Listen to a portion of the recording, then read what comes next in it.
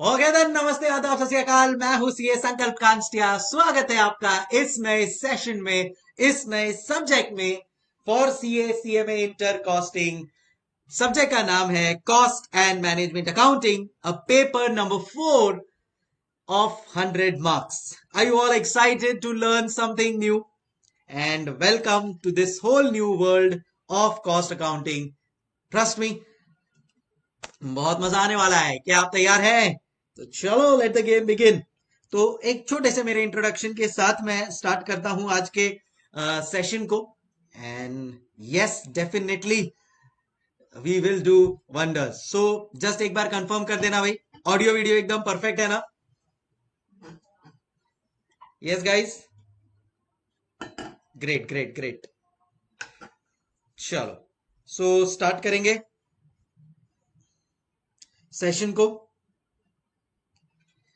मेरा नाम है, जैसा मैंने आपको बताया, CACS संकल्प कांस्टिया। अब बहुत सारे स्टूडेंट्स हैं जो मेरे से कॉस्टिंग और एफएम दोनों ले रहे हैं।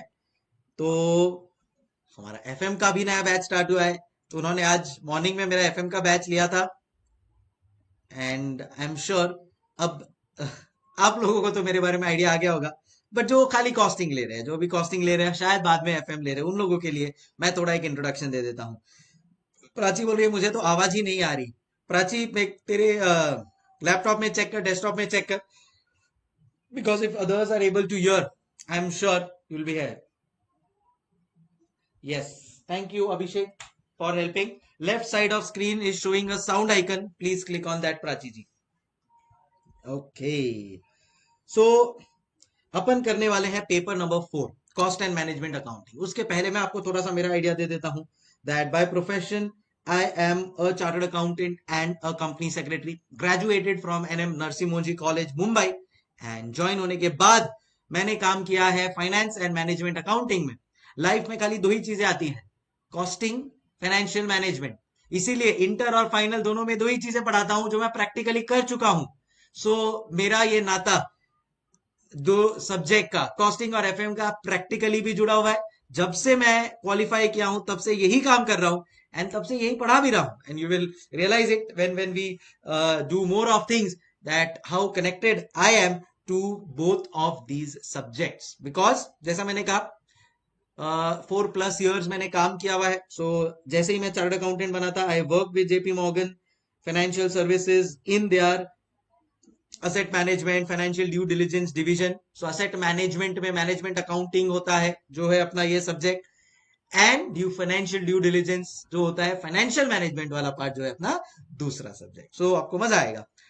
प्राची जी, आपको आई होप वॉइस का इशू क्लियर हो गया होगा, प्लीज एक बार कंफर्म कर दीजिए, otherwise will tell a technical team. Yes, FM lecture YT पर भी अवेलेबल है क्या सुबह का? Yes Vaishali, the FM lecture of morning will be available on YT lecture. But तूने तो अटेंड किया था ना, या पेंडिंग था तेरा वैसा?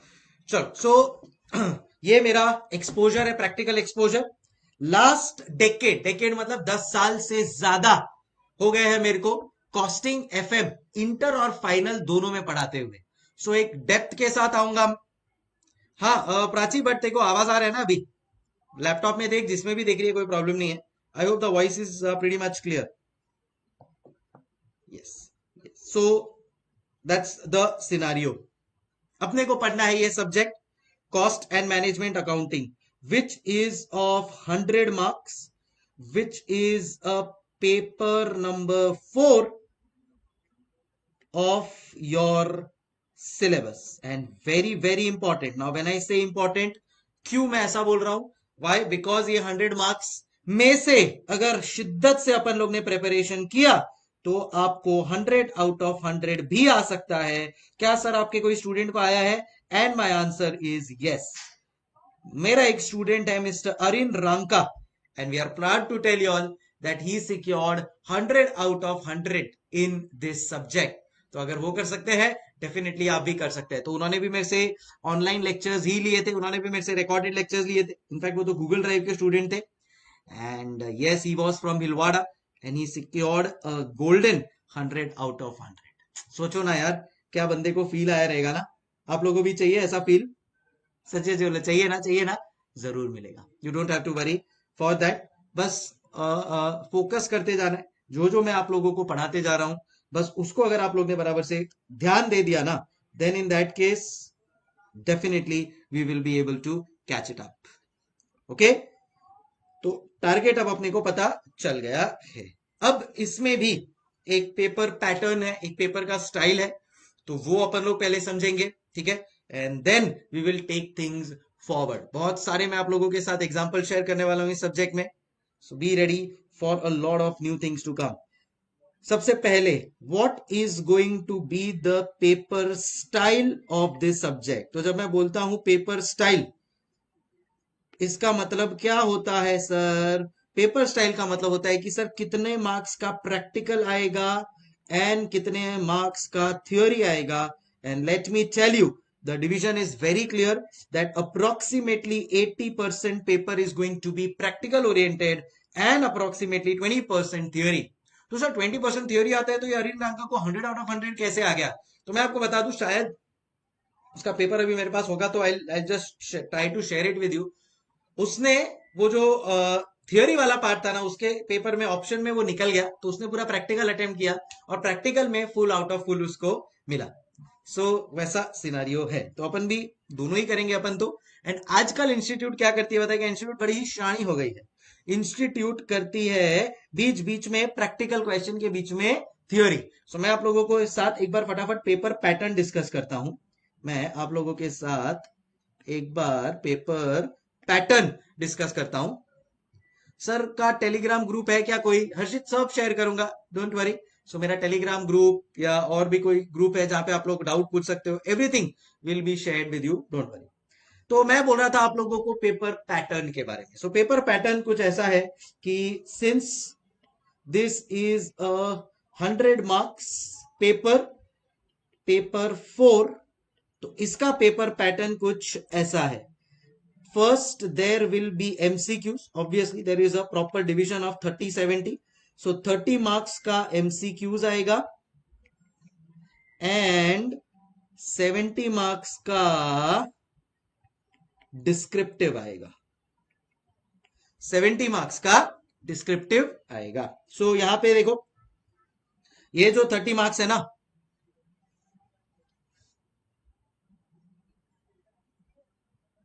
ये जो 30 मार्क्स है ना, इसमें यूजुअली 3 to 4 क्वेश्चंस आपको मिल जाएंगे, ठीक है, 10 मार्क्स। एंड उसके अंदर इंटरनली 1 to 2 मार्क्स के क्वेश्चंस आ सकते हैं। तो क्या होगा पता है, मैं आपको बताता हूं। एक केस स्टडी पूछेंगे वो लोग, केस बेस्ड सिनारियो डालेंगे आपके सामने, और वो केस बेस्ड सिनारियो को आंसर करके आप लोगों का पूरा एमसीक्यू हो जाएगा। अब ये जो केस बेस्ड सिनारियो ये क्या है? ये फ्रेंकली स्पीकिंग ये 80% जो प्रैक्टिकल क्वेश्चंस आते हैं ना, ये वही है। तो इंस्टीट्यूट पहले क्या करता था, प्रैक्टिकल क्वेश्चन आते थे, अपने को सॉल्व करना पड़ता था। अब उसमें से कुछ पार्ट इंस्टीट्यूट एमसीक्यू लेवल पे भी पूछ रहा है, समझे? वैसा है। दूसरा इसका है डिस्क्रिप्टिव। डिस्क्रिप्टिव है अप्रोक्सीमेटली 7 मार्क्स का। तो मैं आप लोगों को प्रैक्टिकल हो सकेगा तो इंस्टीट्यूट का देखो एक पेपर भी आप लोगों को बता देता हूं। ICAI.org पे आपको जाना है एंड यहां से आपको इंस्टीट्यूट का भी पेपर मिल जाएगा, which I can just show it to you so that आप लोगों को उसका भी आइडिया आ जाए that how does the paper look like. So yeah, just a moment, you can just share the paper with you. सब मेरे पास open है and LL show. So यहाँ पे आप लोगों को वो चीजें मिलती है। आई एम श्योर फाउंडेशन अगर आप लोग ने पास किया है तो आप लोगों को पता होगा ही, एंड अगर आप लोग इंटर वाले हैं, डायरेक्ट एंट्री वाले हैं, तो भी आपको पता होना चाहिए कि यहाँ पे चीजें होती है। so, ये देखो, कॉस्ट एंड मैनेजमेंट अकाउंटिंग का ये है पेपर। तो ये देखो, ये 70 मार्क्स कैसे इंस्टीट्यूट ने डिवाइड किया है। क्वेश्चन नंबर 1 आपका कंपलसरी होगा, कंपलसरी आपको क्वेश्चन नंबर 1 अटेम्प्ट करना ही है। बाद में क्वेश्चन नंबर 2 to 6 में से आपको कोई भी एक अटेम्प्ट करना है। ये देखो, ये है इंस्टीट्यूट का पेपर जो आता है। Question paper comprises of 6 questions. Question number 1 which is compulsory and any 4 out of the remaining 5 questions. तो ये इनका पूरा का पूरा फॉर्मेट होता है। ये देखिए, ये इनका क्वेश्चन नंबर 1 है जो होगा अप्रोक्सीमेटली 14 मार्क्स के लिए। Yes, so question number 1 C लिखा है, सी मतलब compulsory, and this is going to be for 14 marks. And बाकी के जो क्वेश्चन 2 टू क्वेश्चन 6 है, they will also be for 14 marks. इसमें से 2, 3, 4, 5, 6 इसमें से आपको करने हैं एनी 4। तो 14 4s आर 56 प्लस 14 70 और बाकी के ये 30 एडअप होके हो जाते हैं 100 मार्क्स। एडअप होके हो जाते हैं 100 मार्क्स। Any doubts anybody? ठीक है, तो ये हो गया आप लोगों का पेपर पैटर्न। फिर बाद में आ जाते हैं अपन लोग नेक्स्ट पॉइंट के ऊपर, एंड नेक्स्ट पॉइंट है मेरा scope of scoring. Scope of scoring में आपको बता दूं कि यहां पे अपने को फोकस करना है for the golden number, and that is 100 out of 100। यार, एक अलग ही लेवल का आपको है ना गोल्ड मेडल मिलेगा इंस्टीट्यूट की तरफ से, आप समझ रहे हो? प्लीज ध्यान से करना, मजा आ जाएगा आपको ये सब्जेक्ट करने में, अगर आपको इतना मिल सकता है तो। क्या बोलता है पब्लिक? Right, okay. अब इस सब्जेक्ट के लिए, यस, इस सब्जेक्ट के लिए what is going to be our preparation, क्या बुक्स लेंगे, क्या अप्रोच लेंगे, ये सारी बातें अब मैं डिस्कस करूंगा। चलो, अब आ जाते हैं मेन पॉइंट के ऊपर। Yes, books. सर बुक्स कब तक आएंगी, एंड सर बुक्स का क्या सिनारियो है? So you will get the books maximum within 1 week. तब तक अगर आप लाइव हैं और अभी आपने लिया है, then in that case you will get the, yes, then in that case you will also get the PDF, so you don't have to worry for that at all। ठीक है, अब बुक्स की अगर अपन लोग ने बात की है तो आप लोगों को क्या क्या बुक्स मिलने वाली है, तो आओ फटाफट उसका भी एक डिस्कशन करते हैं। तो बुक्स आपको 2 तरह की मिलेगी। एक आपको मिलेगी ऑप्टिमाइज्ड बुक्स, ठीक है, और दूसरी आपको मिलने वाली है मैजिक बुक। दूसरी आपको मिलने वाली है मैजिक बुक। तो सर ये ऑप्टिमाइज्ड बुक में क्या होने वाला है? ये ऑप्टिमाइज्ड बुक तो है आप लोगों के लिए सब कुछ, Gita, Bible, Quran, the detailed book. जी हाँ, और ये मैजिक बुक है आप लोगों की समरी बुक, क्योंकि एग्जाम टाइम पे इतना बड़ा पोर्शन कंप्लीट करना ऑब्वियसली इजी नहीं होगा, तो उसके लिए पहले से अपन लोग तैयारी करके चले ना, तो इसके लिए अपन लोग ने मैजिक बुक, समरी बुक दी है। और ये ऑप्टिमाइज्ड बुक जो होने वाली है ना बेटा, वो होने वाली है आप लोगों की डिटेल्ड बुक। ये होने वाली है आप लोगों की डिटेल्ड बुक, ठीक है। इसमें कवरेज क्या होगा? वैसे तो दोनों में कवरेज तो होने ही वाला है एक्सक्लूसिवली, बट फिर भी मेजरली अपने को डिटेल्ड बुक एकदम अच्छी तरह से करनी है, सो दैट समरी सही हो जाए। सबसे पहले है मॉड्यूल। इंस्टीट्यूट का मॉड्यूल जो है, module of ICAI will be 100% covered. And जैसा मैंने FM में कहा था, यहां पे भी बोल रहा हूं, अब अपना हर एक चैप्टर के बाद अपन लोग मॉड्यूल को गो थ्रू कर लेंगे। हो सकता है कि मॉड्यूल में कुछ अपने को अगर नया क्वेश्चन मिला इनकेस, या RTP MTP भी अपन गो थ्रू कर लेंगे, पास्ट पेपर्स भी गो थ्रू कर लेंगे, कुछ भी अगर नया मिला then be rest assured on the spot वो भी कर लेंगे। तो आपके अटेम्प्ट तक जो भी आया है वो सारी की सारी चीजें मैं 100% कवर करवाने वाला हूं क्लासरूम के अंदर इटसेल्फ, राइट। दूसरा RTP, जिसको प्यार से बोलते हैं रिवीजन टेस्ट पेपर्स, तो ये भी आपको लेक्चर्स के साथ ही कवर करवा दिया जाएगा। हाँ, अब आपके अटेम्प्ट के 1 महीने पहले और एक इंस्टीट्यूट आपके अटेम्प्ट का RTP निकालेगी, उसके लिए मैं वो YouTube के ऊपर यूजुअली पुट अप कर देता हूं। फिर आता है MTP, जिसको प्यार से बोलते हैं मॉक टेस्ट पेपर। फिर बाद में होता है PP मतलब पास्ट पेपर। तो मेरी बुक में आप लोगों को पास्ट पेपर का भी रेफरेंसिंग मिल जाएगा। And the last obviously is the old practice manual. पहले ना एक प्रैक्टिस मैनुअल करके हुआ करता था, ठीक है, उसमें भी अच्छे क्वेश्चंस है जो इंस्टीट्यूट एग्जाम में पूछता है। तो मैं तो बोल रहा हूं भाई, मेरे पास तो ये खजाना भी पड़ा है, क्यों ना मैंने ये भी इस बुक में डाल दिया हो। The answer is yes. तो इन शॉर्ट, अगर सर ऑप्टिमाइज्ड कर लिया, तो अगर ऑप्टिमाइज्ड करके मिस्टर अरिन रांका को 100 आउट ऑफ 100 आ सकता है, तो डेफिनेटली यार आप भी किसी से कम नहीं है कि नहीं? Yes exactly. तो चलो एक बार फटाफट ऑप्टिमाइज्ड को देख लेते हैं।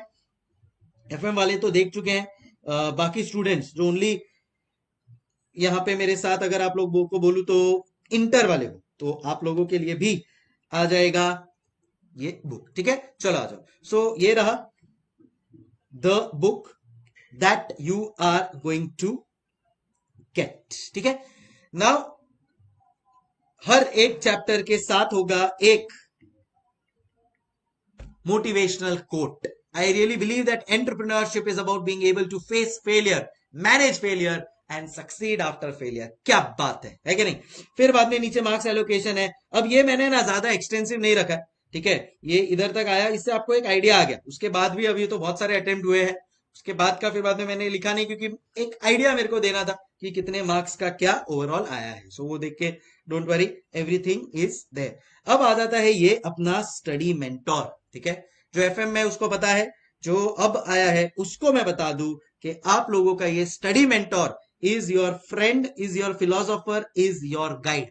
ईच एंड एवरी कॉन्सेप्ट जो मैं तुम लोगों को यहाँ पे करवाने वाला हूं, वो कॉन्सेप्ट यहाँ पे मैंने लिख दिया है। बिकॉज होता क्या है कि जैसे जैसे चैप्टर आगे बढ़ते जाता है, आप कॉस्ट का एग्जाम, अकाउंट्स का एग्जाम्पल ले लो, टैक्स का, लॉ का, कोई भी सब्जेक्ट का एग्जाम्पल ले लो, स्टार्ट होता है ना तो अपने को सब चीजें याद रहती है, बट जैसे जैसे वो सब्जेक्ट आगे बढ़ते जाता है अपन लोग भूल जाते हैं कि यार क्या क्या इसमें हुआ था। Then in that case it can create a problem, because अपन अगर भूल गए तो फिर बाद में वो कनेक्ट छूट जाता है। तो इसके लिए मैंने सारे कॉन्सेप्ट जो इस चैप्टर में वो सब इधर लिख लिए, सो दैट साथ साथ में अपना टिक मार्क तुम लोग करते रहो and everybody is in synchronisation. Sir ebook is not in the drive, I will ask the team to put the ebook in the drive, don't worry. So वो लोग put up कर देंगे। ठीक है, सो ये है आपका study mentor. Alright, इसमें जितने भी अपने क्वेश्चंस है ये सारे के सारे मैंने इंक्लूड कर लिए। All you have to do is, जैसे ही आपका ये हो जाता है आपको क्या करना है, बस ये एक छोटा सा टिक मार्क डाल देना है, so that yes okay, so that जैसे ही आप ये टिक मार्क डाल दो फिर बाद में आपका काम हो गया। तो जब ये आपका रिस्पॉन्सिबिलिटी, जैसे ही मेरा ये सम हो गया, फॉर एग्जांपल मेरा क्वेश्चन 18 हो गया, अब ये आपका रिस्पॉन्सिबिलिटी, आप इसको टिक मार्क डाल दो। हो सकता है मैं आपको बोल दूं कि क्वेश्चन नंबर 19 होमवर्क है, भाई थोड़ा बहुत होमवर्क भी देंगे, तो हो सकता है मैं आपको बोल दूं क्वेश्चन नंबर 19 होमवर्क है, तो आपको इधर लिख देना है होमवर्क। जैसे ही आपका ये होमवर्क हो जाए उसके नीचे आपको टिक मार्क डाल देना है। फिर जब आप खुद से रिवाइज करोगे तो ये और एक टिक मार्क। अगर आपको 100 आउट ऑफ 100 चाहिए, then in that case अरिन Ranka का बुक दिखाता हूं, पूरा का पूरा उसका तो टिक मार्क से भरा हुआ था। तो मेहनत करोगे तो फल मिलेगा, एकदम सिंपल हिसाब है लाइफ का बॉस, सीरियसली बोल रहा हूं। Practice makes a man perfect. जितना अच्छा प्रैक्टिस करोगे उतना आप लोगों को बेनिफिशियल होते जाएगा। Okay guys, so that is the you can say the study mentor for your performance analysis. मैं तो इसको एक परफॉर्मेंस एनालिसिस पिरामिड बोलता हूं कि भाई इससे आपको पता चलते जाएगा कि आप कितना पानी में। भाई एक बार तो टिक सर के साथ आ गया, उसके बाद खुद ने कितना मेहनत किया।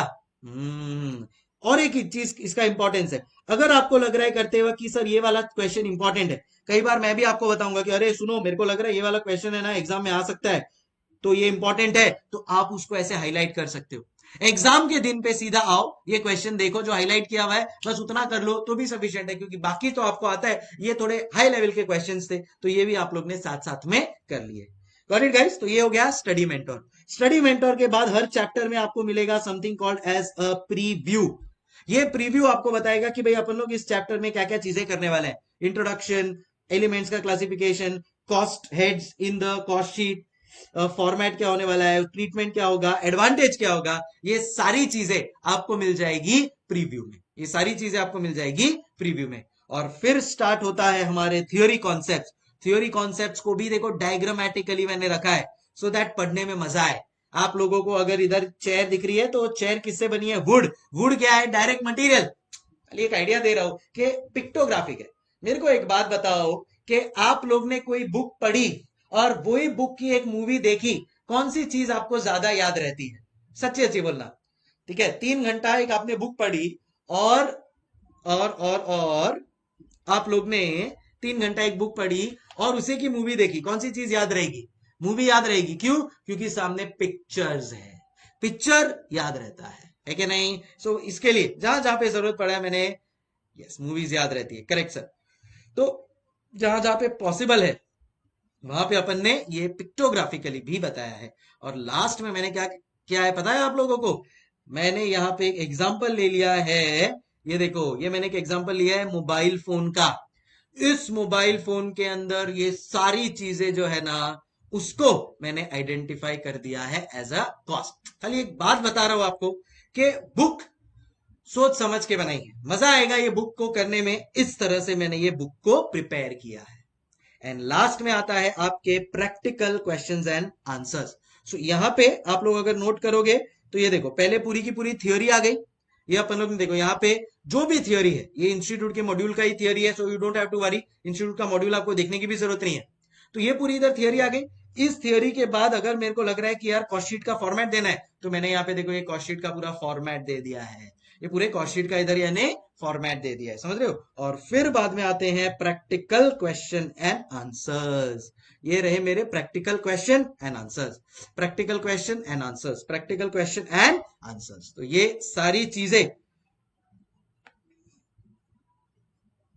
ये सारी चीजें यहां पे आप लोगों को क्लियरली एविडेंटली दिख जाएगी। एंड लास्ट में क्या है पता है आपको? Summary of the whole chapter. ठीक है, तो एग्जाम टाइम पे, ठीक है ना, देखो क्या होगा पता है? फर्स्ट रिवीजन में तो आप सब चीजें पढ़ोगे, सेकेंड रिवीजन में आपको ये समरी की जरूरत बहुत ज्यादा पड़ेगी, है कि नहीं? और उसका फॉर्मेट भी आ गया। तो बेसिकली क्या क्या आप लोगों को लग रहा है बुक्स में कवर्ड है? तो ये आप लोगों को मिलने वाली है ऑप्टिमाइज्ड की बुक्स। ये आपको मिलने वाली है ऑप्टिमाइज्ड की बुक्स। इस बुक्स में आपको क्या क्या मिलने वाला है? बहुत सारे मोटिवेशनल कोट्स, बहुत सारे मोटिवेशनल कोट्स। उसके बाद में एक ट्रेंड आपको पता चलेगा कि भाई क्या चल रहा है, कितने मार्क्स का क्या आता है। फिर बाद में मैं आपको दे रहा हूं स्टडी मेंटोर। ये है आपका फ्रेंड, फिलोसोफर एंड गाइड। ये बताएगा आपका performance analysis, your performance analysis. फिर बाद में आता है आपका प्रीव्यू, बराबर है? फिर बाद में मैंने आपको बोला था कि देखो पूरे के पूरे सब्जेक्ट का जो भी थ्योरी कॉन्सेप्ट्स है, फॉर्मूलाज है, ये सारी चीजें आपको एक ही बुक में एक ही जगह पे मिल जाएगी। ये देखो प्रैक्टिकल क्वेश्चन एंड आंसर्स भी, alright. And then finally the the summary. और एमसीक्यूज के लिए कुछ आप लोगों को मिलेगा स्पेशली आप लोगों को टेलीग्राम चैनल पे मैं सॉल्व करवाऊंगा MCQs on a regular basis. अच्छा, आप लोगों को और एक गुड न्यूज दे दूं कि ये जो theory formula practical question answers है, इसमें जैसा मैंने आपको बताया module, RTP, MTP, past paper, हर एक चीज कवर्ड है। जी हाँ, ओके। चलो, इसके बाद आप लोगों को मिलेगी एक समरी बुक, जिसको मैंने नाम क्या दिया है? Magic book. क्यों इसको मैजिक बुक नाम दिया है सर? ये आपको पता चलेगा जब आप एग्जाम टाइम पे 1.5 डेज में पूरा ये सब्जेक्ट कवर कर लोगे वो बुक से, तो आपको सच्चा लगेगा अरे यार सर ये तो जादू हो गया, वाह क्या बात है। तो magic book is nothing but summary version of optimized book, summary version of optimized book. ठीक है, ओके। अब ये मैजिक बुक को ही यूज करके मैं बनाऊंगा मेरे रिवीजन लेक्चर्स। जी हाँ, सो ये मैजिक बुक को यूज करके मैं बना दूंगा मेरे रिवीजन लेक्चर्स। सर एग्जाम के लिए ओनली ऑप्टिमाइज्ड अच्छे से किया तो इनफ है क्या? अगर ऑप्टिमाइज्ड को अच्छे से किया तो 100 आउट ऑफ 100 की तो मैं गारंटी ले सकता हूं। उससे ज्यादा चाहिए तो अब मैं क्या बोलूं? समझ गई ना? यस, मोर देन सफिशिएंट है बेटा। और मैं बोल रहा हूं देखो, उसके बाद मॉड्यूल को भी अपन लोग एक बार क्रॉस चेक कर लेंगे, सो दैट आप लोगों को उधर भी एक बार तसल्ली मिल जाए, हाँ हो गया सब चीज। तो आपको एक ही बुक रिफर करनी है। कई बार सीए में क्या होता है पता है? स्टूडेंट कंफ्यूज हो जाता है, अरे तूने ये भी किया क्या? कोई आपको फ्रेंड आके लाइब्रेरी में कुछ और बोल देगा, कोई और कुछ बोल देगा, यू विल गेट कंफ्यूज। तो उससे अच्छा मैं ही आपको क्लास में हर एक चीज क्रॉस चेक करवा दूंगा, so that you are confident for this subject. क्या बोलते हो? तो यही सेम चीज, कॉस्टिंग हो या FM, we are going to follow the same methodology. कि भाई अपनी ऑप्टिमाइज इतनी अच्छी हो कि उसके अलावा और कुछ करने की जरूरत नहीं पड़े अपने को। ठीक है, सो डिवीजन लेक्चर्स आएंगे ऑन यूट्यूब। अच्छा सर, डाउट्स पूछना हुआ तो हम लोग क्या कर सकते हैं?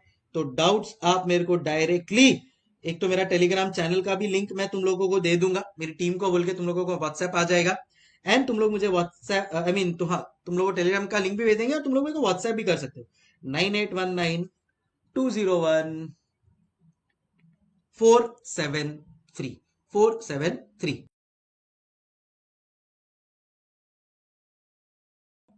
यस। ठीक है,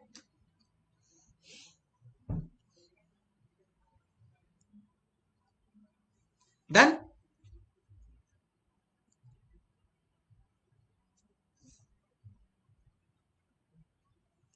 चलो डन, ओके। जैसा एफएम वालों को बोला यार, तुम लोग भी कर लेना एक काम, क्या मेरे को व्हाट्सएप करोगे ना? आई एम अपना नेम, फ्रॉम अपना location, I am Sankalp Kanstia from Mumbai, यहां पे आपको लिखना है location, and ready to score 100 marks in costing, ये लिख के दोगे ना? ठीक है, या तो इंस्टा की स्टोरी पे टैग कर दो तो भी चलेगा, क्या बोलते हो? बस कहीं ना कहीं ये मैनिफेस्टेशन होना चाहिए, कहीं ना कहीं ये मैनिफेस्टेशन होना चाहिए। Yes, okay. In costing and जो एफएम में, तो इन कॉस्टिंग एंड एफएम, वो 150 मार्क्स लिख सकता है यहाँ पे। इंस्टा डिलीटेड, ये लाइफ में बहुत आगे बढ़ेगा भाई, ये बंदा लाइफ में बहुत आगे बढ़ेगा। अभिषेक अरोड़ा, अभिषेक एंड उसकी बहन साथ में देख रहे हैं, तो प्रियंका ने भी डिलीट कर दिया Abhishek, very good, keep it up यार। आज की तारीख में जो बंदा सोशल मीडिया पे नहीं है, समझ लो वो जीत गया। मेरी तरफ से आपको एक सलाम, गुड जॉब। चलो ग्रेट, अब आ जाते हैं अपन लोग सब्जेक्ट के बारीकी के ऊपर, यानी इंस्टा डिलीटेड। अरे वाह यार अर्पिता, ग्रेट, क्या बात है यार, मेरे पास कितने होनहार बच्चे हैं, I am so happy. Trust me, you are the kind of people who will get a rank in the examinations, I guarantee that to you, keep it up, nice.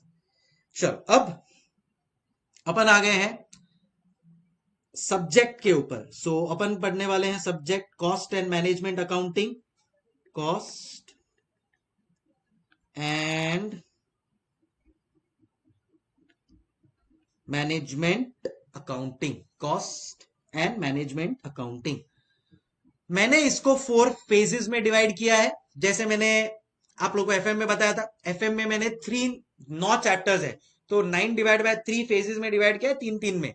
वैसे ही यहां पे मैंने जो डिवाइड किया है वो अप्रोक्सीमेटली 4 फेजेस में divide किया है, बट इंस्टीट्यूट का डिवीजन कैसा है वो भी मैं बता देता हूं, सो दैट तुम लोग कंफर्टेबल रहो। इंस्टीट्यूट ने, जब तुम्हारे पास इंस्टीट्यूट का बुक घर पे आएगा, तो तुम लोग नोट करोगे तुम्हारे पास 2 मॉड्यूल आ रहा है, one is module 1 and the other is module 2. One is module 1 and the other is module 2. Module 1 में अप्रोक्सीमेटली 7 चैप्टर्स है, मैं आपको सीक्वेंशियली बता देता हूं, तुम लोग भी चाहिए तो लिख सकते हो। First is introduction to cost and management accounting, second material cost,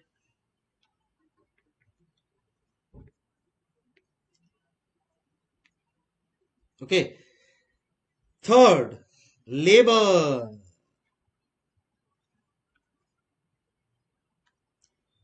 fourth overhead, fifth activity based costing जिसको अपन प्यार से बोलते हैं ABC, six cost sheet, and seventh cost accounting शिष्टा, है ना? डन। सो 1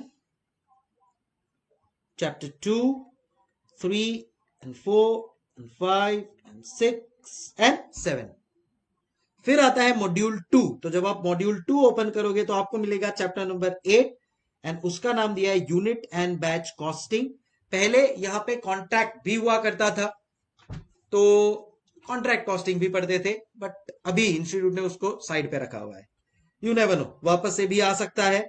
सो कुछ ऐसा होता है तो I will be taking it to you, don't worry.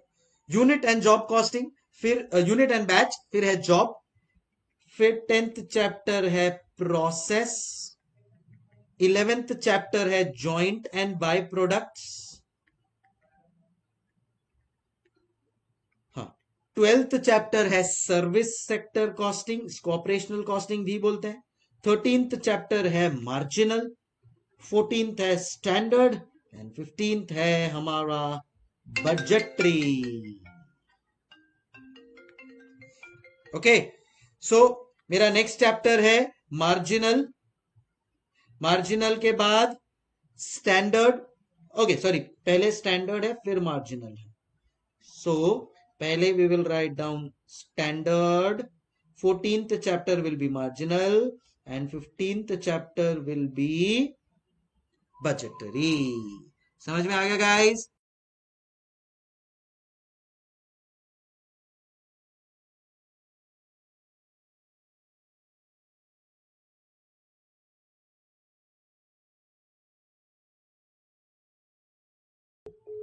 ठीक है, अब इसको मैं मेरे स्टाइल में कैसे डिवाइड करता हूं देखेंगे अपन। ठीक है, ये टोटल 15 चैप्टर्स अपने को करने हैं, ठीक है ना। ये तो इंस्टीट्यूट का स्टाइल हो गया। अब बाबूराव का स्टाइल देखो रे बाबा। सो अपन इसको डिवाइड कर देंगे 4 चक्री में। 4 चक्री इस तरह से डिवाइड किया है, 25%, 25%, 25%, 25%। तो उसमें एक चक्री में बहुत क्लियर है कि स्टैंडर्ड, मार्जिनल, बजटरी, ये तीनों के तीनों यहां पे आ जाएंगे आपके एक फेज में। ठीक है, तो इसको मैं डाल देता हूं फेज 4, बिकॉज वो चैप्टर भी अगर तुम लोग नोट करोगे तो चैप्टर 13, 14, 15 है। तो ये हो गया मेरा फेज 4। क्या क्या आता है इसमें बेटा? इसमें आता है स्टैंडर्ड, इसके अंदर आता है मार्जिनल और इसके अंदर आता है बजटरी। ठीक है, फिर बाद में एक फेज 1, फेज 2, फेज 3। तो ये एक आपका हो गया पूरा का पूरा फेज 4। फिर फेज 2 में, चलो फेज 1 में अपन लोग ले लेते हैं 4 चैप्टर। कॉस्ट शीट, ठीक है, एक second, cost sheet, marginal, standard, budgetary. This is going to be phase 1. So cost sheet, standard,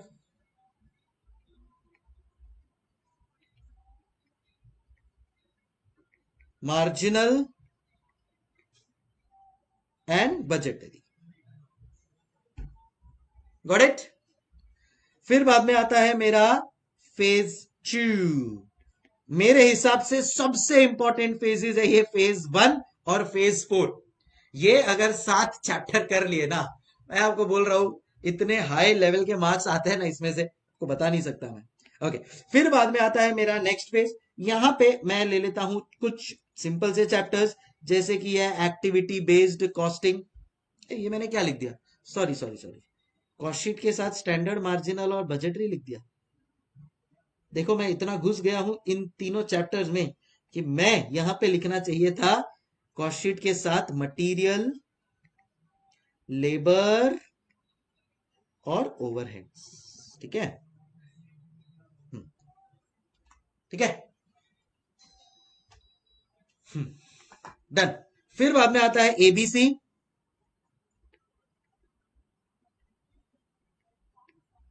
okay, activity based costing, cost accounting system, unit and batch costing, unit unit and batch costing and last is job costing.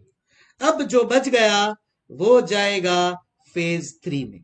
Please तुम लोग भी ये phase बना के रखना, इसका importance शायद आज ना पता चले, बट धीरे धीरे तुम लोग को रियलाइज होगा कि यार क्या सही तरीके से अपन ने ये फेजेस को बनाया है। एंड पढ़ाई भी तुम लोग इस फेज के हिसाब से करना। ऐसा सोचोगे ना कि पूरा का पूरा कॉस्टिंग करना है तो 15 चैप्टर बहुत हैवी लगेगा। बट जब ये फेज में डिवाइड हो गया है ना, अब ट्रस्ट मी बहुत ही इजी लगेगा, अच्छी तरह से आप लोगों का हो जाएगा। यहाँ पे अब मेरे पास आता है process costing, joint and by product, service sector and chapter number 1। तो चैप्टर नंबर 1 को मैं यहां पे ही रखूंगा फेज 2 में। Sorry,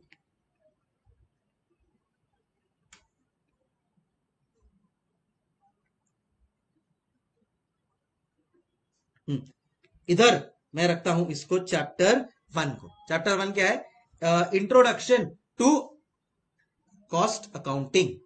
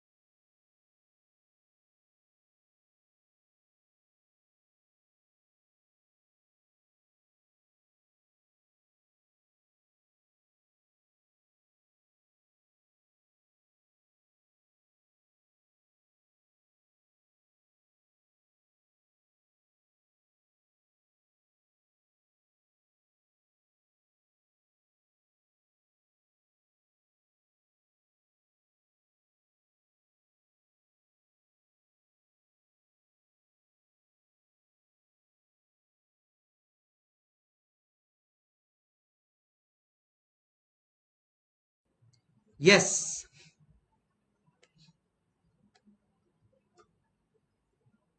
done. So this is how the 4 phases have been divided. Phase 1, phase 2, phase 3, phase 4.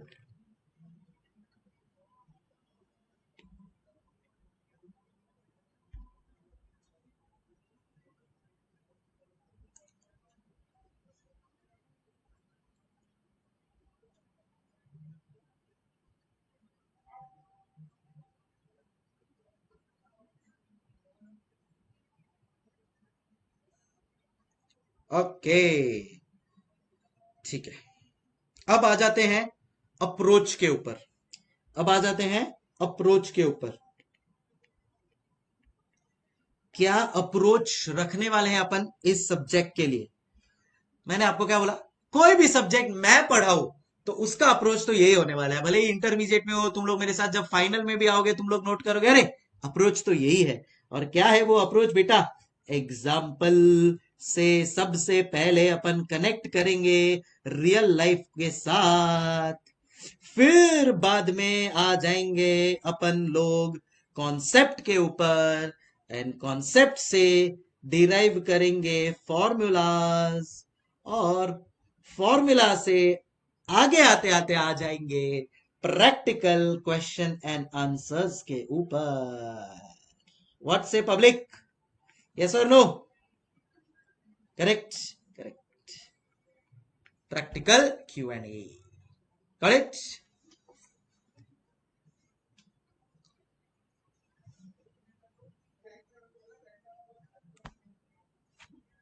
Done. So this is going to be our approach. तुम लोग note करोगे हर एक चीज का मेरे पास 2 से 3 एग्जाम्पल है मिनिमम।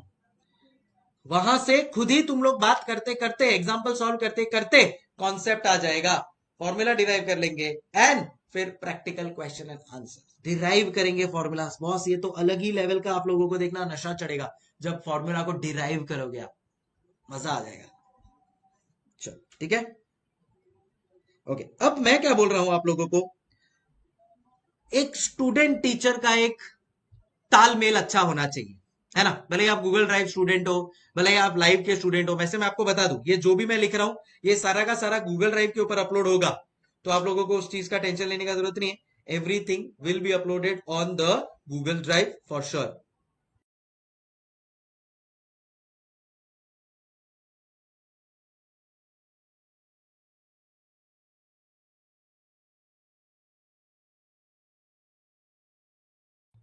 यस,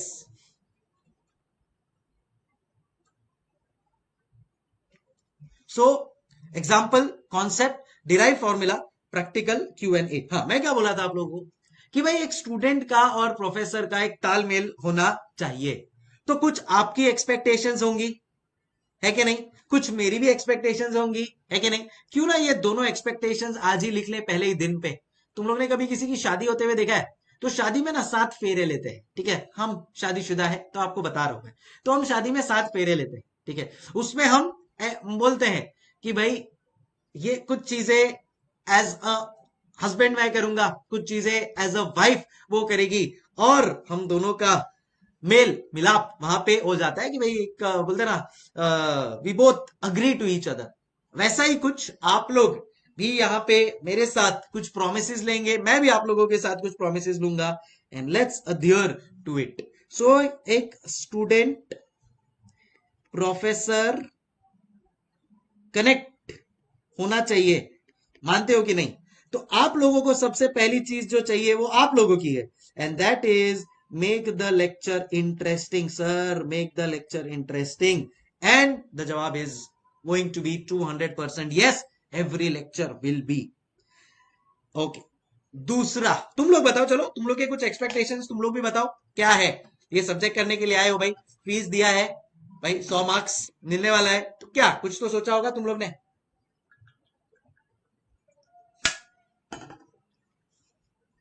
बोलो।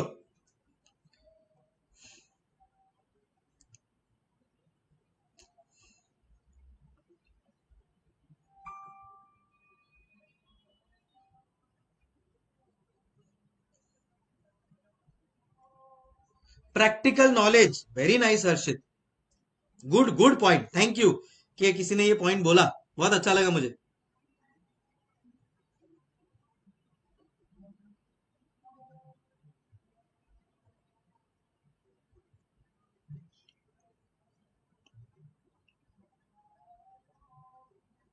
हम्म, चलो, ओके, गुड। सो हाँ, सर बीच बीच में ब्रेक देना, वाह, क्या एक्सपेक्टेशंस है मेरे भाई, वाह। सो इधर मैं लिखता हूं प्रैक्टिकल नॉलेज। सर कोई होमवर्क क्वेश्चन दो तो उसको अपन डिस्कशन कर लेंगे, चलो वेरी गुड पॉइंट। सो होमवर्क, देखो वैसे तो होमवर्क क्वेश्चन का तुम लोगों को सारा का सारा आ, मिल ही जाएगा। सॉन्ग्स, भाई तू अरिजीत सिंह के लेक्चर में आया या कॉस्टिंग के लेक्चर में आया भाई? सुन मितवा, ओ मितवा, तुझको क्या डर है रे, ये धरती अपनी है, अपना अंबर है रे, तू आ जा रे। चल भाई, होमवर्क क्वेश्चन, या जिसको अपन लोग बोल देंगे doubt solving. Okay, okay, test after chapter completion, very nice, tests after chapter completion, okay, is very good. फिर सर कुछ मोटिवेशन या स्टडी टिप्स देते रहना, how to write theory question. चलो sir, motivation,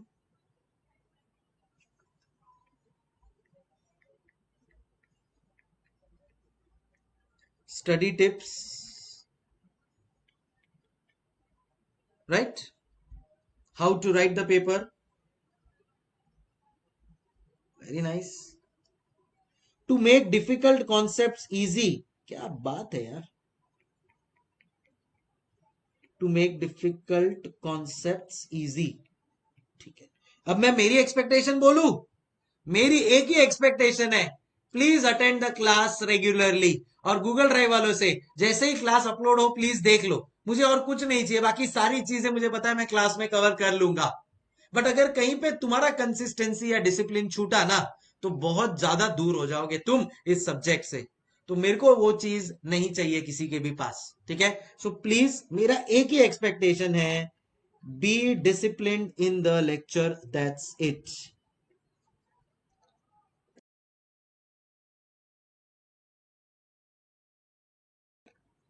Be disciplined in the lectures, है कि नहीं?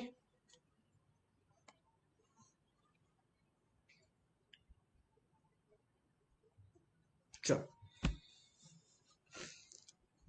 ठीक है। अब हाँ, और कुछ चीजें जो मुझे चाहिए, please ensure there is regular two way communication.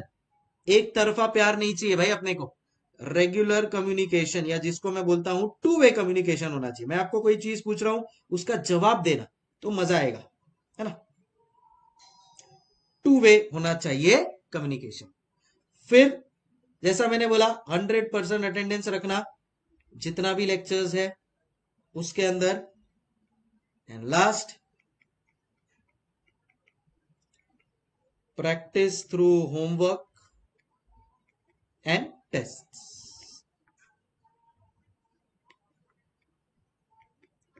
Practice through homework and test, ये सब चीजें अपन लोग करेंगे तो डेफिनेटली जीत पक्की है, जीत पक्की है। डन।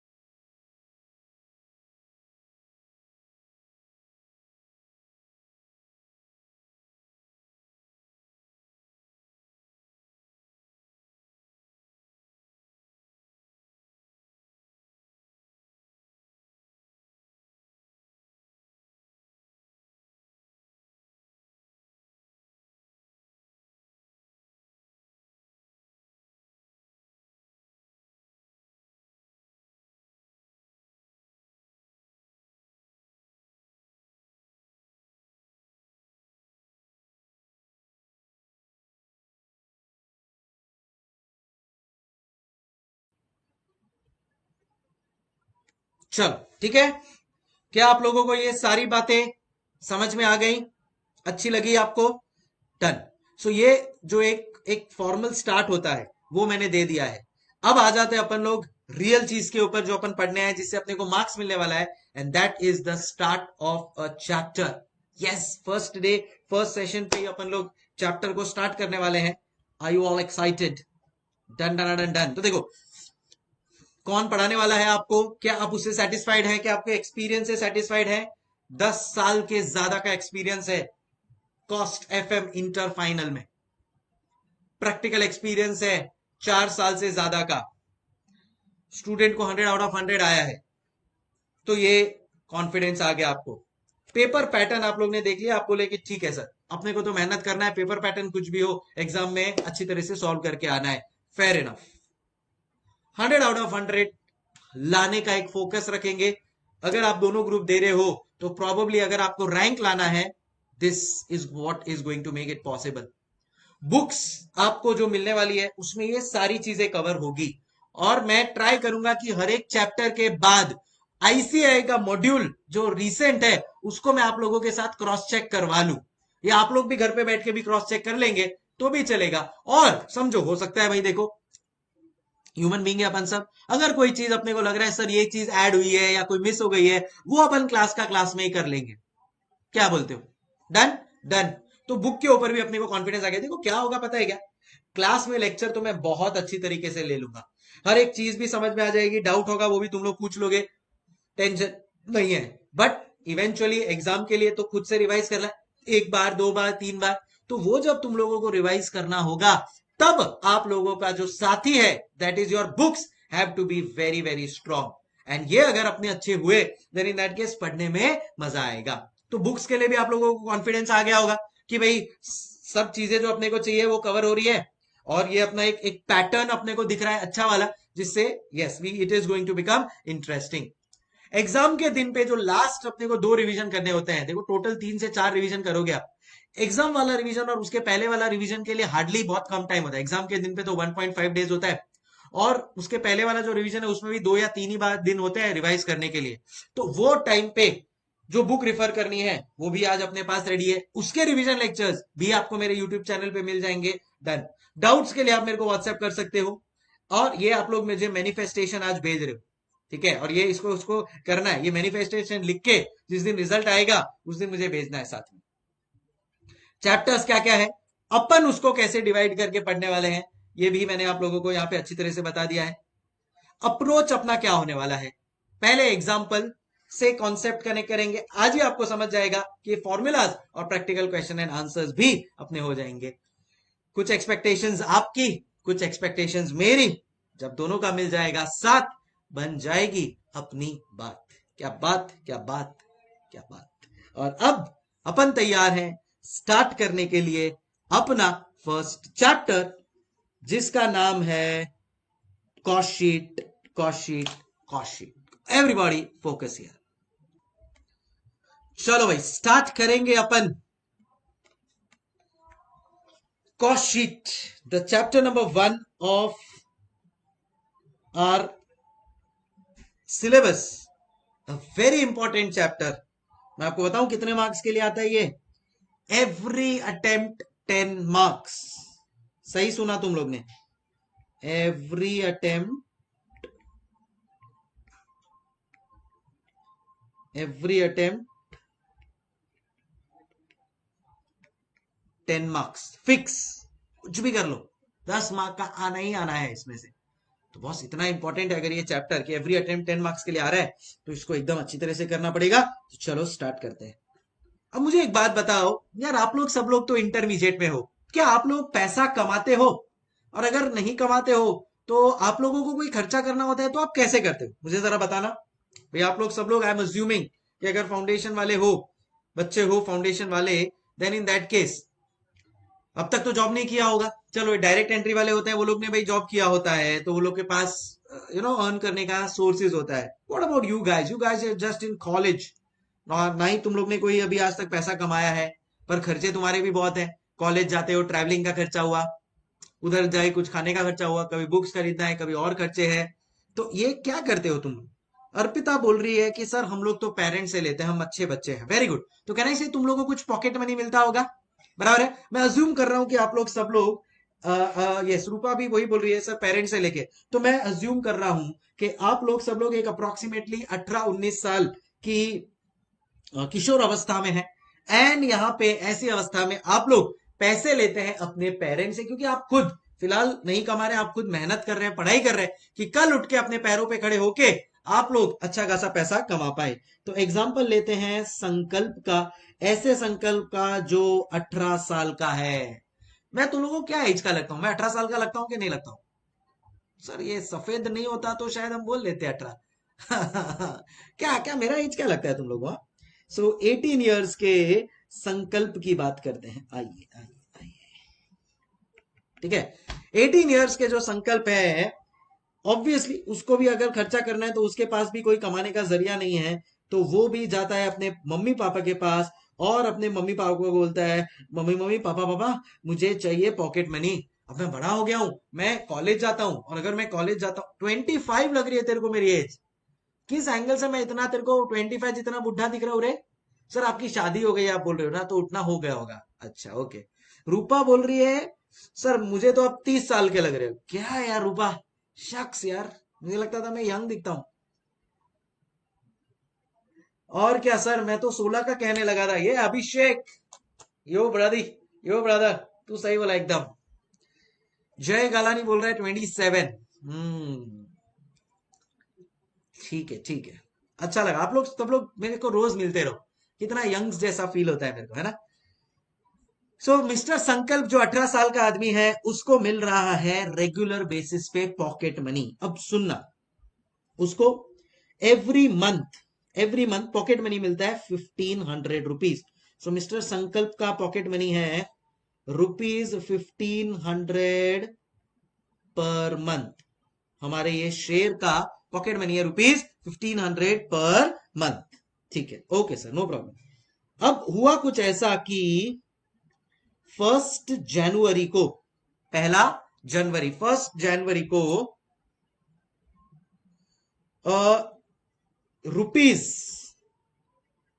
₹1500 जो उसको पर मंथ पॉकेट मनी बोला था, वो उसको पर मंथ पॉकेट मनी मिल गया। तो ₹1500 पर मंथ का पॉकेट मनी उसको मिल गया। ठीक है, डन। मंथ खत्म हुआ, 1 फरवरी आया, मम्मी पापा के पास गया वो, मम्मी पापा ने बोला हाँ बेटा ये ले ₹1500 अगेन पर मंथ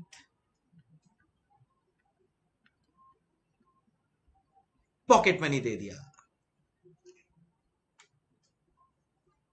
ठीक है, सो कोई टेंशन नहीं है इसमें अपने को।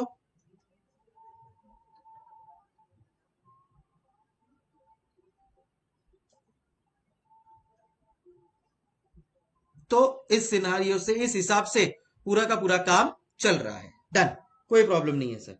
अब हुआ क्या पता है क्या, अचानक से मम्मी आई और मम्मी ने पूछ लिया मेरे को कि बेटा तेरा मंथली एक्सपेंस कितना हुआ है, हमारे को जरा बताना। तो हम लोग तो तेरे को ऐसे ही पूछे बिना दे देते हैं कि चलो भाई बेटा आया, 1500 रुपया मांगा, 1500 रुपया उसको दे दिया, वापस से बेटा आया, 1500 रुपया मांगा, 1500 रुपया उसको दे दिया। अब मम्मी बोल रही है कि बेटा हम लोग तेरे को आंख बंद करके ये पैसा दे रहे हैं, तू भी हमारे को थोड़ा बता तो सही कि तेरा खर्चा कहाँ कहाँ पे हो रहा है, या पूरा का पूरा पैसा बच रहा है। आप बोलो अरे मम्मी क्या पैसा बचेगा, इतने से में आजकल खर्चे कितने बढ़ गए हैं मम्मी, आपको तो पता ही है। हाँ तो बता ना बेटा कि भाई तेरा कहाँ पे मंथली खर्चा कहाँ कहाँ पे होता है, मंथली खर्चा कहाँ कहाँ पे होता है बता। हाँ, हो सकता है हमको लगा कि भाई तेरा इतना खर्चा हो रहा है तो हम 1500 का 2000 भी कर देंगे, पर तू बता तो सही। बोला ओके मम्मा बताता हूँ मैं। फिर बाद में मैं ऐसा याद करने लगा, मम्मा 1 फेब को है ना मेरा 100 रुपए का खर्चा हुआ। मैं कहीं पे मैं थोड़ा ट्रैवल करके गया बस में, तो उसका 50 रुपया हुआ होगा शायद। मम्मी थोड़ा मैंने खाना खाया, थोड़ा ऐसे ही इधर उधर मेरा खर्चा हो गया, बाकी याद नहीं आ रहा है। मम्मी बोली अच्छा ओके। फिर बाद में 2 फेब को, अरे मम्मी 2 फेब को भी ऐसे ही कुछ हुआ होगा। फिर मेरे को याद है, नहीं नहीं मम्मा 2 फेब को है ना मेरा तबीयत ठीक नहीं था थोड़ा, तो 200 रुपया खर्चा हुआ, क्योंकि ट्रैवल के लिए मैंने रिक्शा लिया, वरना मैं बस में जाता हूँ, उस दिन मैंने रिक्शा में गया। अच्छा बेटा ओके, कोई बात नहीं बेटा। फिर थोड़ा वही खाना खाया, थोड़ा इधर उधर का खर्चा हुआ। मम्मी लिया ओके ओके बेटा, कोई बात नहीं, वेरी गुड बेटा।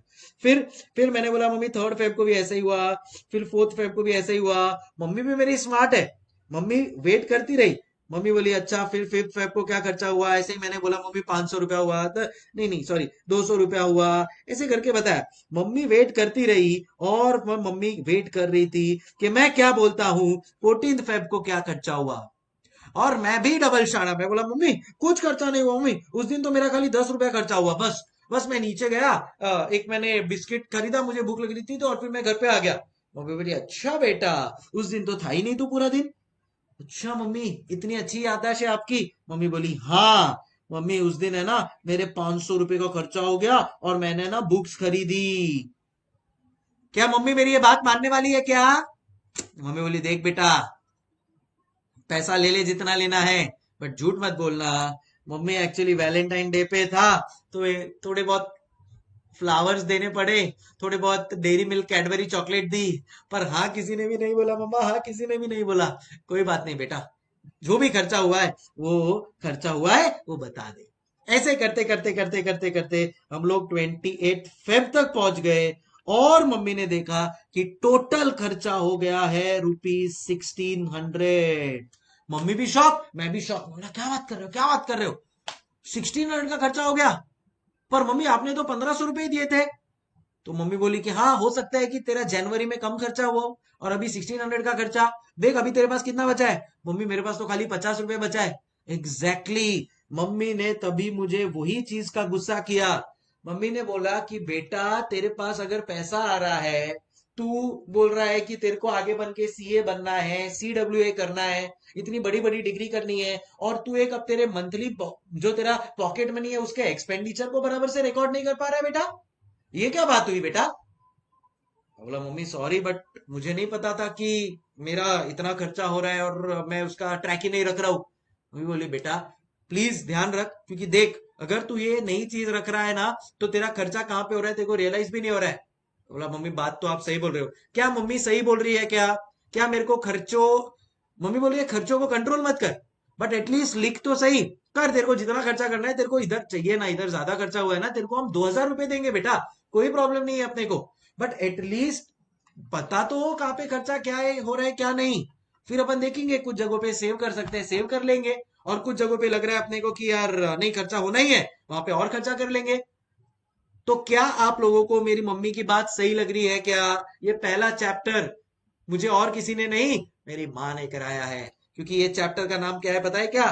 Cost sheet. और कॉस्ट, कॉस्ट का मतलब क्या होता है बेटा पता है? कॉस्ट का मतलब होता है खर्चा, खर्चे का मैनेजमेंट एक घर की मां से अच्छा और कोई नहीं जानता है। ये बात मेरे से लिख के ले लो, ना कोई बड़ा चार्ट, बड़े से बड़ा चार्टर्ड अकाउंटेंट, ना कोई बड़े से बड़ा कॉस्ट अकाउंटेंट, मेरी बात ये लिख के ले लो, मां से अच्छा खर्चे को मैनेज करना और फिर भी सब चीजें प्रॉपरली चलाना और कोई नहीं जानता है। तुम लोग मेरी बात से सहमत हो कि नहीं?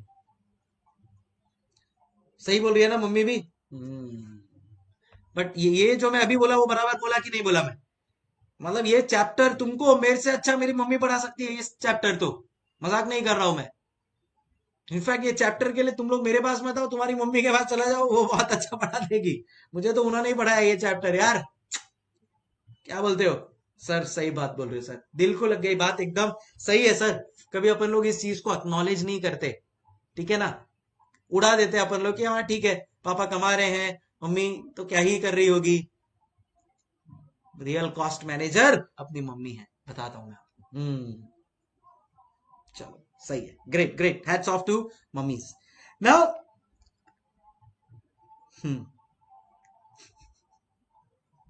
चलो ठीक है, अब कहानी को और आगे बढ़ाते हैं अपन लोग। तो मम्मी ने अपने को क्या बोला?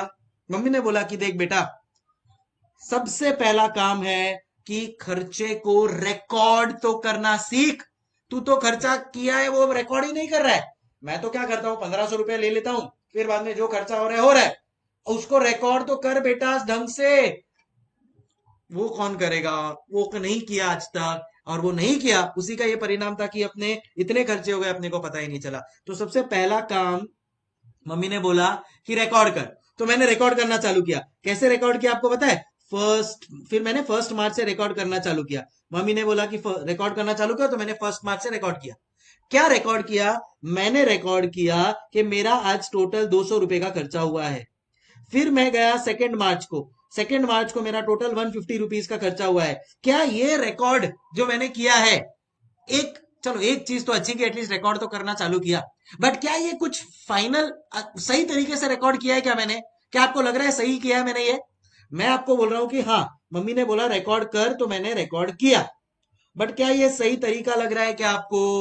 बोलो बोलो, चल चल।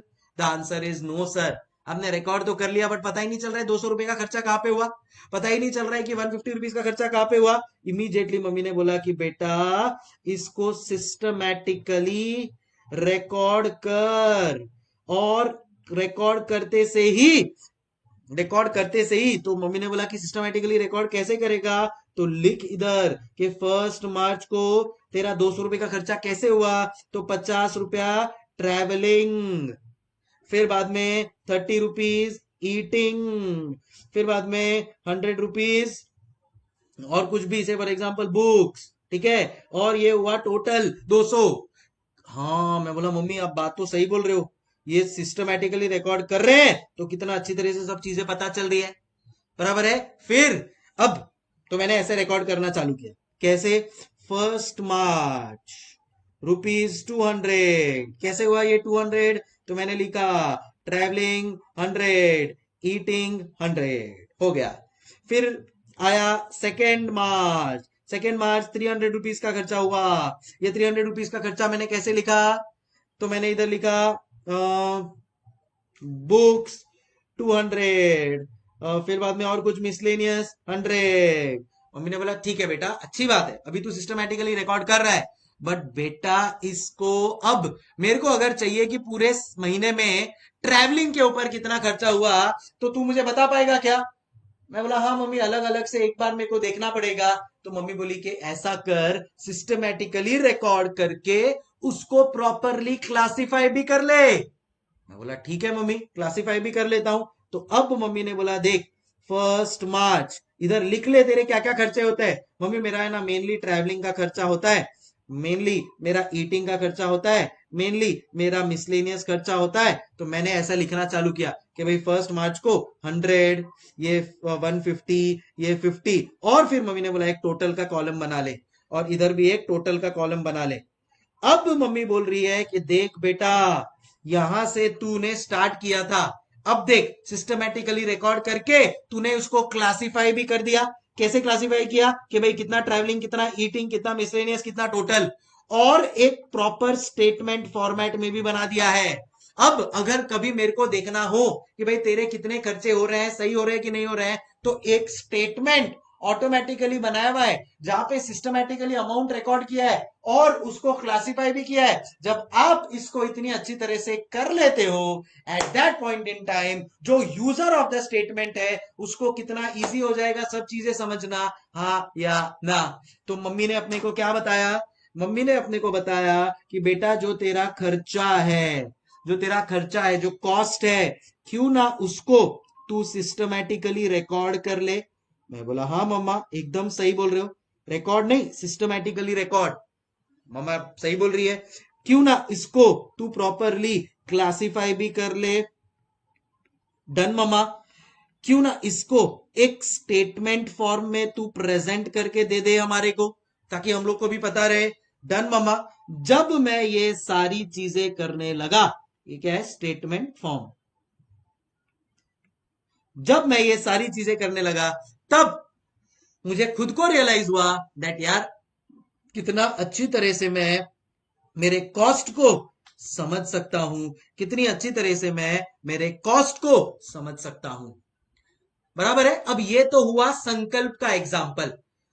जब संकल्प जो खाली 1500 रुपया, वो भी पॉकेट मनी के थ्रू कमा रहा है, और खर्चा भी उसका कोई बहुत ज्यादा है नहीं, वही ट्रैवलिंग, ईटिंग, बुक्स, यही 3-4 खर्चे हैं, उससे ज्यादा उसके खर्चे नहीं है।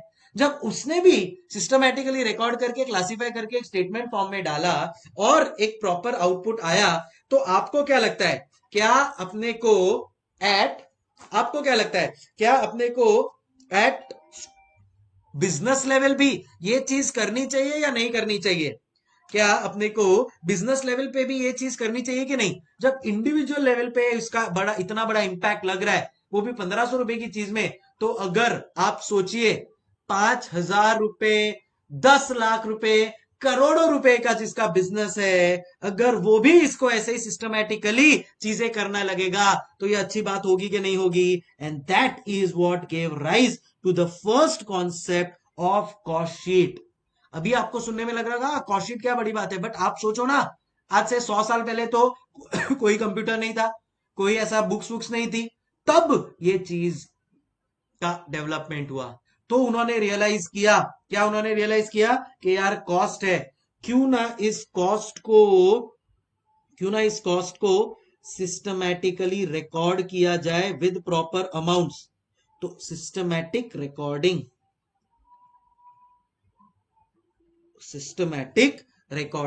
With proper amount.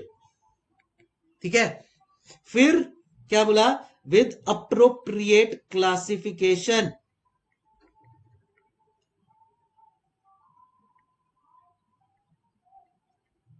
With appropriate classification and the last thing, easily understandable format।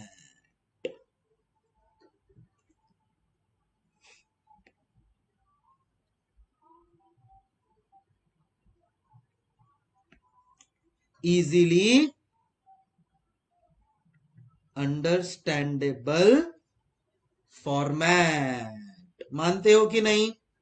अगर हम लोग ने ये फॉर्मेट को अपन स्टेटमेंट भी लिख सकते हैं, बस एग्जैक्टली इसी चिड़िया का नाम है कॉस्ट को सिस्टमैटिकली रिकॉर्ड करके अप्रोप्रिएटली क्लासिफाई करके एक इजीली अंडरस्टैंडेबल फॉर्मेट में स्टेटमेंट में प्रेजेंट करने का ही तो नाम है कॉस्ट शीट। जी हाँ, इसी का नाम है कॉस्ट शीट। ए समझ गए एवरीबॉडी? बोलो बोलो, टेल राइट। तो कैन आई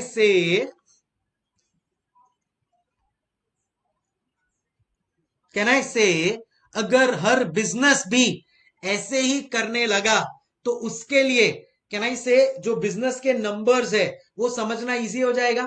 एंड स्पेशली फिर हर एक मैन्युफैक्चरिंग कंपनी इस चीज को रेगुलरली यूज करने लगा and they got a very very good response. तो अगर मेरे को यहाँ पे किसी लेमैन को भी समझाना है कि भाई कॉस्ट शीट क्या होता है, तो मैं उसको समझा सकता हूं। मैं उसको बोलता हूं कि भाई जो खर्चा होता है ना, खर्चा खर्चा जिसको हम कॉस्ट बोलते हैं, उस कॉस्ट को देखो देखो तुम लोग सिस्टम समझ रहे हो। पहले मैंने तुम लोगों को बताया क्या, एक एग्जाम्पल से कनेक्ट किया मैंने तुम लोगों को, ये कॉन्सेप्ट से कनेक्ट किया, अपन लोग ने डिराइव किया ये थियोरेटिकल अंडरस्टैंडिंग। अब अपन लोग सॉल्व करेंगे कुछ प्रैक्टिकल क्वेश्चन एंड आंसर्स। समझ लो, बस ये एक फ्लो एक अच्छी तरह से बैठ गया ना, फिर और क्या चाहिए। खर्चा या कॉस्ट को सिस्टमैटिकली रिकॉर्ड करके, बराबर तुम लोग के ईज के लिए लिखवा रहा हूं, बराबर है, प्रॉपरली क्लासिफाई करके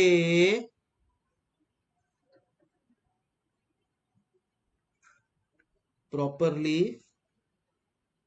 क्लासिफाई करके एक स्टेटमेंट फॉर्म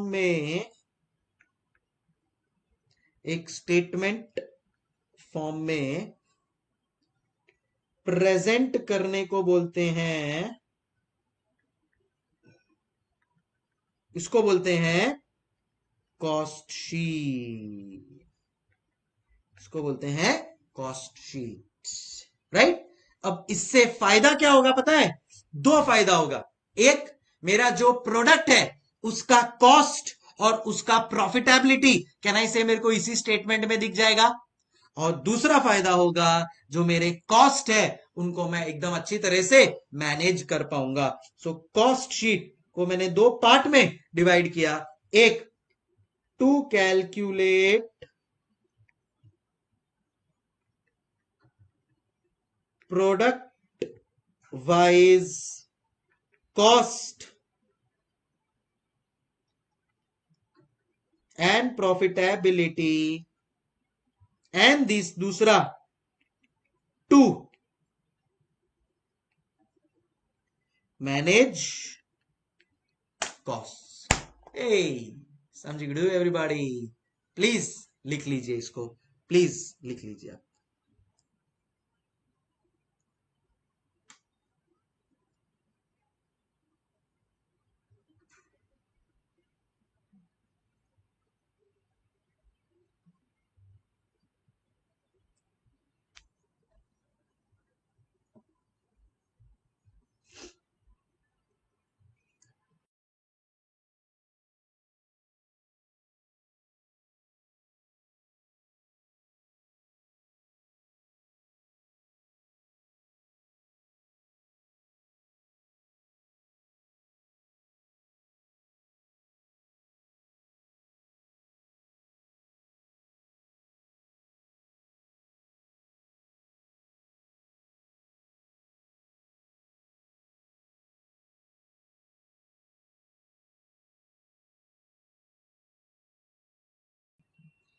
यस, तो क्या इधर तक आप लोग सब लोगों को समझ में आ गया? क्या आप मानते हैं कि हर एक इंडिविजुअल तो छोड़ो, कंपनी को भी कॉस्ट शीट अपनी बनानी चाहिए कि नहीं बनानी चाहिए? क्या आप मेरे साथ सहमत है एवरीबॉडी? यस और नो? बोलो बोलो, चल चल। डन डन डना डन डन, बस आज का मेरा इंटेंशन यही था कि आप लोगों को बता दूं बेसिक्स कि अपना क्या होने वाला है, पूरा आने वाला जो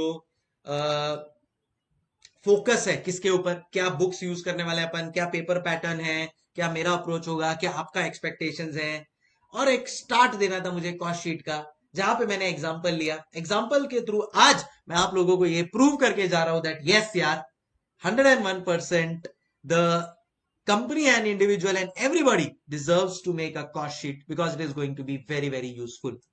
अब ये कॉस्ट शीट कैसे बनानी है, क्या फॉर्मेट होगा, कोई पर्टिकुलर फॉर्मेट फॉलो करना है या अपन अपने हिसाब से बना सकते हैं कैटेगराइज करके, क्लासिफाई करके, and all of those questions will be answered tomorrow. Are you looking forward to it? Same here.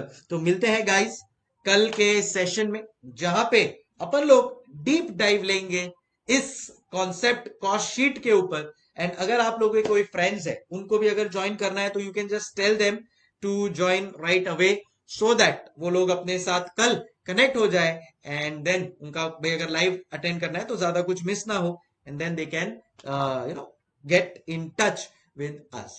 Alright guys, मैंने तुम लोगों को मेरा व्हाट्सएप नंबर दे दिया है डाउट सॉल्विंग के लिए, और बाकी आप लोगों को कुछ भी डाउट हो या कोई भी चीज डिस्कस करनी हो, पूछनी हो, the I am always open for that. हो सकता है कभी आप लोग मेरे को मैसेज करे, व्हाट्सएप करे, तो मैं इमीडिएटली रिप्लाई ना कर पाऊं, बट उसका टेंशन मत लेना। जब भी मैं फ्री होऊंगा I will definitely reply. In case नहीं आता है तो तुम लोग मेरे को एक रिमाइंडर भी दे सकते हो, and then I will get back to you. Okay guys, okay, चलो great, thank you so much. Time for me to say हasta la vista। बहुत मजा आया आप लोगों के साथ, and I am really looking forward to teaching each one of you. Take care, keep smiling, thank you so much. Note सारे के सारे गूगल ड्राइव पे अपलोड हो जाएंगे, एंड बाकी तो आप लोगों के पास सब चीजें है, ठीक है। Bye bye, thank you, stay connected.